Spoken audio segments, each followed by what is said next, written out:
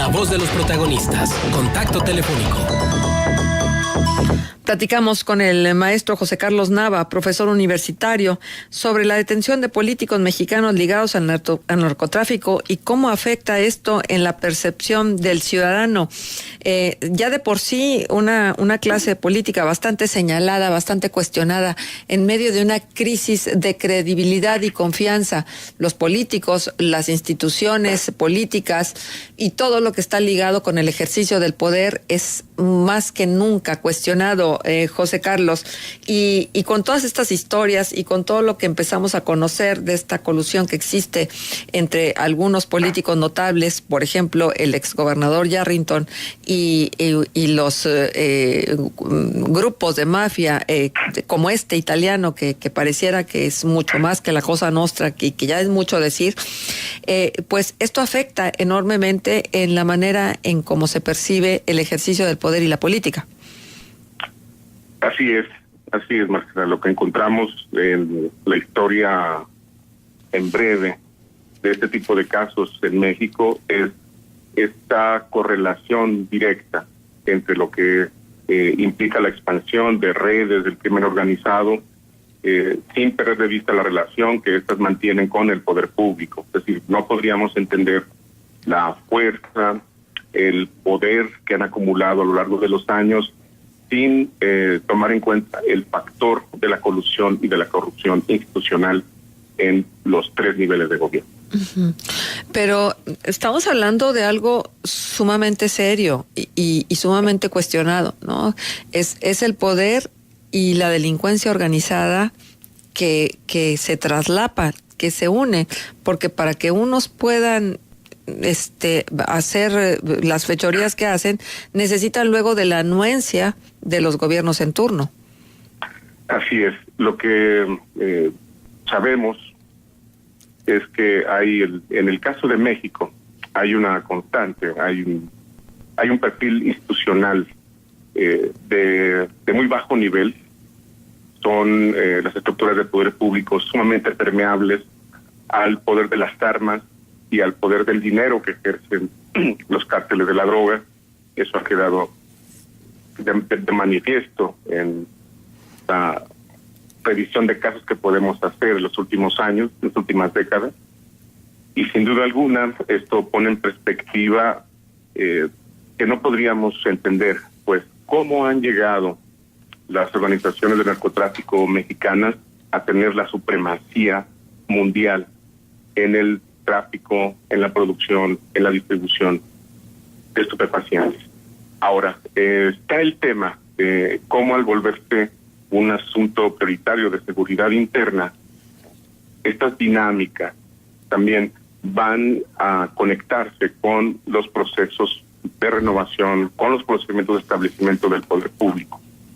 Y el caso de Yarrington, sin duda alguna, nos puede poner en perspectiva cómo funcionan a ambos lados, ¿no?, de lo que es un proceso judicial propiamente que se tiene que seguir, como en el caso de Yarrington, y ante la presunción de sus vínculos con la delincuencia organizada, pero como también de manera paralela están corriendo tiempos político-electorales. Y lo voy a poner en esta perspectiva.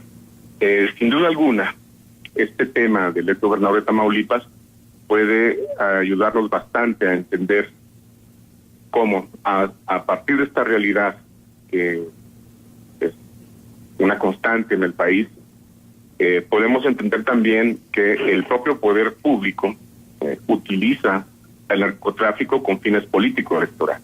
Y voy a plantearlo de esta manera. El caso de Yarrington, por ejemplo, entendemos que su sexenio transcurrió del año 99 al 2004. Y justo en este lapso es cuando el Cártel del Golfo y los Zetas, como su brazo armado, son organizaciones que llegan a tener una enorme expansión, se fortalecen en este tiempo e incluso da pie para que la estructura armada del cártel, los Zetas, se conviertan en un cartel en sí mismo, en un cártel en sí mismo. Esa presunción ya estaba la relación de Yarrington con estas estructuras del crimen organizado ya estaba en el antecedente de los aparatos judiciales del país para aquel entonces.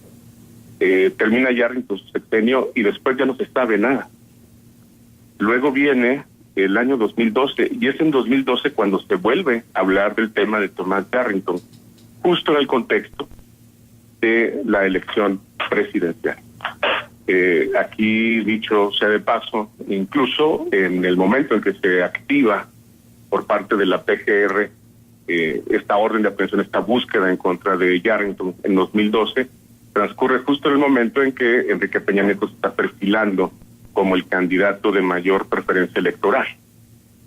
Y entendemos y sabemos, pues, ¿no?, que la PGR estaba ya en la búsqueda de Yarrington 8 años antes, y sin embargo el caso se hace público y se activa en 2012, justo en el contexto de un proceso electoral, en el tiempo en que Felipe Calderón encabeza el gobierno presidencial de extracción panista en aquel tiempo. Luego está a través del caso hasta 2016, justo cuando el PRI se desmarca de Yarrington, ¿no?, y lo expulsa del partido. Y volvemos a saber de él hasta hace unas horas, unos días, en que tiene como contexto esta aprehensión la alternancia política en Tamaulipas y el descubrimiento, pues, de un hilo muy delgado, ¿no?, en términos de investigación, de la aparición de 8 escoltas, ¿no?, relacionados con Yarrington y que eran pagados por el gobierno estatal anterior. Y lo que sabemos hasta ahora también, pues, ha sido, que tenemos como referencia, es la declaración del propio presidente nacional del PAN, en el sentido de que, en parte, la detención de Yarrington está relacionada con la alternancia política que ha sido en el Estado. Así que, planteando, pues, al hacer este breve trazo histórico reciente del caso Yarrington, podemos entender cómo se mueve la estructura del poder criminal y cómo también los paralelismos que se dan en el ámbito de las estructuras del poder público y las estructuras de la clase política en México, Marcela. Sin duda alguna, el tema de esta relación, ¿no?, de políticos mexicanos, de la narcopolítica mexicana y su impacto en los procesos políticos electorales, está probada, pues, que tiene influencia en el electorado. Es imposible determinar en qué medida es negativa, positiva o es neutral, pero probado está de que hay influencia.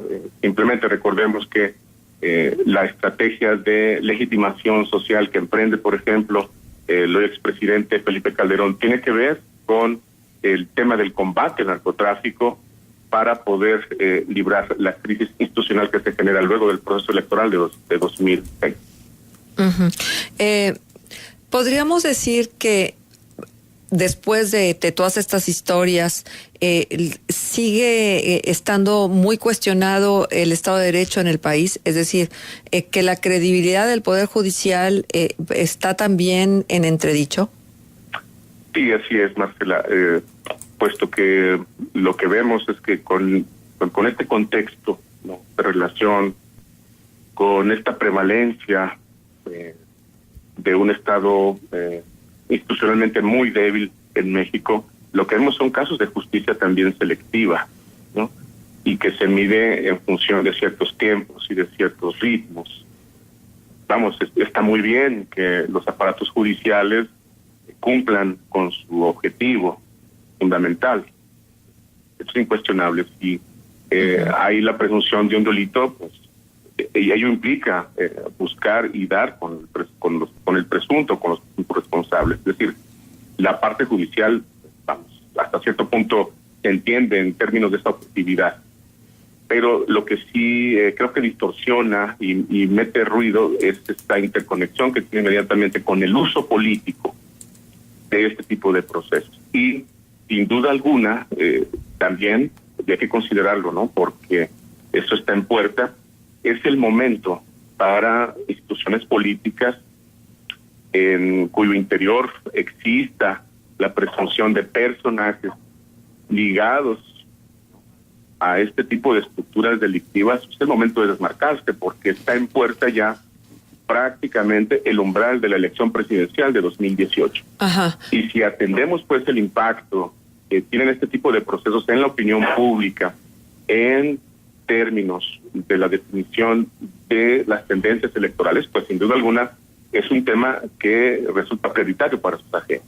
Sí, yo creo que podríamos también hacer un ejercicio de la historia reciente de cómo ha habido gobernadores que vienen siendo señalados, algunos sin una comprobación, sin una corroboración de los dichos, otros sí, inclusive detenidos, como fue el caso de Mario Villanueva en Quintana Roo, que fue detenido en 2001, precisamente por sus presuntos nexos con el cártel de Juárez, con Alcides Ramón Magaña, el Metro, y con Juan Esparragosa, el Azul. Y que este ha sido un caso que el propio Villanueva ha hablado hasta de una vendetta, ¿no? De una venganza en contra de él, dentro de las mismas filas del poder, porque solamente, y ya lo que tú decías, se hace esta justicia selectiva en algunos, cuando sabemos que ha habido otros gobernadores que vienen siendo señalados por su cercanía con los grupos delincuenciales y prácticamente pisan el pantano sin ensuciarse. Sí, esto es lo desalentador, ¿sabes? El hecho de confirmar que tal parece que la justicia en este país se aplica de acuerdo a los tiempos político-electorales. Eso es la parte que, sin duda alguna, disminuye el ánimo social y de confianza en las instituciones en este país. Ajá, exacto. Ahora, ¿tú sí crees que esto tenga una incidencia en las preferencias electorales? Ya no digamos en los estados que probablemente no estén relacionados de manera directa, más allá de Tamaulipas, Coahuila, Nayarit, Estado de México. ¿Crees que tenga una incidencia directa en la percepción del electorado esto que estamos viviendo ahora, la certeza de que hay gobernadores relacionados con el narcotráfico? Así es, Marcela.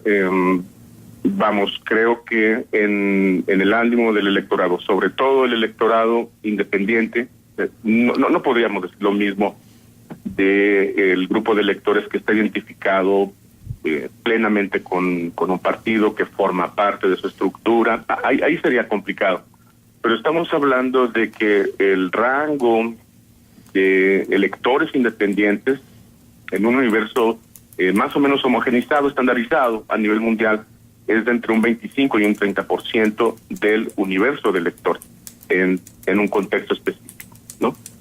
Ahí se me hace que sí hay altas probabilidades, pues, de que esta lectura de contexto, por supuesto que influya en la decisión que vaya a tomar el elector. Sabemos también que este grupo de electores son los que están decidiendo los procesos en los últimos años. Por eso vemos también que hay márgenes tan cerrados en elecciones a distintos niveles de poder público. Entonces, sería difícil establecer que va a haber un impacto general en la percepción, pero sí en este electorado al que se le llama, en inglés se llama switches, ¿no? Pero lo podríamos interpretar como el electorado que cambia su decisión leyendo el contexto, que interrumpe, por así decirlo, la decisión que tiene en un momento para cambiarla si es necesario en función de la lectura que tiene del contexto. Ahora, esto es por un lado desde la perspectiva de los segmentos electorales, pero también va a interconectar con discursos políticos. Recordemos que si nos referimos a las elecciones de Nuevo León, si nos referimos a la propia elección de Tamaulipas, parte de los discursos que se ejecutaron desde la estructura del poder del partido que estaba en el poder y en competencia era el tema de la seguridad. Se vendía el tema de la seguridad como uno de los aspectos que habría que cuidar antes de decidir de cambiar o no de partido en el poder dentro de la entidad. Así que también este tema está siendo utilizado, ¿no? desde la propia estructura del poder para de alguna manera orientar el sentido de la decisión de los electores. Y encontramos pues que ante el discurso de que en medio de una alternancia desde el poder establecido se anuncia una descomposición, un deterioro en las condiciones de seguridad, pues al parecer ya los partidos que están compitiendo en términos de buscar esta alternancia tienen ya también un recurso político a su disposición, que es el caso Yarrington, sin duda alguna, en donde es posible que con una alternancia las autoridades que en algún momento lo fueron sean susceptibles de persecución judicial y sean susceptibles incluso de concretar procesos judiciales que lleven a este punto, al del encarcelamiento, al del pago, al del castigo por la pena cometida. Ajá. José Carlos, déjame preguntarte algo. ¿Será que este poder desmedido, concentrado en los mandatarios locales, después de la transición, gobernadores que tuvieron tantos recursos económicos, más capacidad política, más libertad, más espacio para tomar decisiones, los volvió locos, les hizo que generaran una serie de ideas que realmente creyeran que eran los pequeños virreyes de este país? Sí, por supuesto. Sabemos, pues, Marcela, que el tema de la transición en México tuvo su reflujo. Si bien a la caída del poder presidencial priista en 2000, la figura central, emblemática, el núcleo del poder centralizado en México, que era la figura presidencial, y la figura presidencial priista, pues ese modelo entra en crisis en esa capa, pero lo que tenemos es la reproducción de conductas maximales a nivel de los estados por parte de los gobernadores. Los gobernadores se convirtieron en pequeños presidentes de sus respectivas repúblicas, queremos verlo así. Y por supuesto que ante la ausencia del poder central, del referente del poder central, que implicaba entre otras cosas disciplina partidista y disciplina institucional, pues se pierde este nexo. Y por lo tanto, al menos en términos del ejercicio del poder, se les da un margen mucho mayor. Es decir, en la praxis del ejercicio del poder lo que tenemos es esto, que a la pérdida de esta figura, de la centralidad de la figura presidencial priista a partir del año 2000, lo que tenemos es en ambos lados, porque no solamente es un asunto que tiene que ver con el PRI, recordemos el caso de Padres, ¿no? Simplemente, que es ahora un exgobernador panista, se dio en ambos lados de los aspectos y se convirtieron en eso, justamente en esta frase que se ha acuñado en los virreyos, aludiendo, ¿no?, al poder omnipresente y omnipotente de los cacicazgos en los tiempos de la colonia. Uh-huh.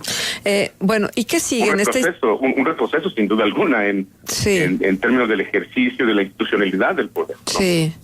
¿Y qué sigue en esta historia, José Carlos? Tenemos 30 segundos para que nos hagas un recuento. ¿Qué es lo que podemos esperar? Por ejemplo, con gobernadores diciendo que en 30 días se puede descomponer los índices de seguridad que se han alcanzado después de tratar de recomponer entonces un estado que estaba francamente vapuleado por la delincuencia. Yo creo que esa es una falsa disyuntiva, porque lo que tenemos es un contexto, si partimos de 2012 para acá, es el de un sexenio, inclusive por lo que nos muestran las estadísticas visibles, mucho más violento que el anterior. Claro, con menos exposición mediática por asuntos de agenda, pero si revisamos cómo van las tendencias estadísticas de lo que nos están diciendo las cifras, esto está apuntando a que es un sexenio mucho más violento, donde se ha exacerbado la lucha interterritorial entre los cárteles y las organizaciones del poder y del crimen organizado. Bien, José Carlos, pues ya habrá oportunidad de extendernos respecto a este tema. Muchísimas gracias por estar con nosotros y por ofrecernos esta reflexión en torno a este tema. Gracias. Como siempre, un placer. Hasta pronto. Hasta luego.